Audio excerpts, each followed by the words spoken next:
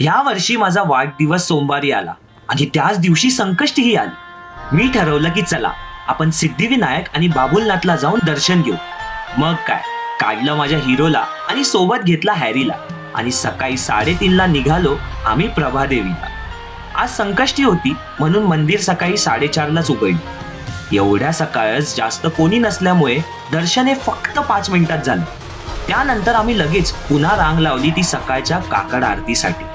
आयुष्यात पहिल्यांदा गाभाऱ्यासमोर उभा राहून देवाची आरती मिळाली. तो अनुभव असा शब्दात नाही सांगता येत. तशीच बाईक काढून आम्ही आता निघालो बाबुलनाथला. बाबुलनाथ मंदिर हे सकाळी 6 वाजता उघडतं. म्हणून पहाटेच्या मुंबईचा आनंद घेत आम्ही अगदी आरामात गेलो बाबुलनाथला. पायऱ्या चढून वर गेलो तर लोकांची गर्दी दिसली. वाटलं की आरती झाली असावी, पण रांगेत उभा राहताच आरतीचा घंटा नाद सुरू झाला आणि महादेवाने सुद्धा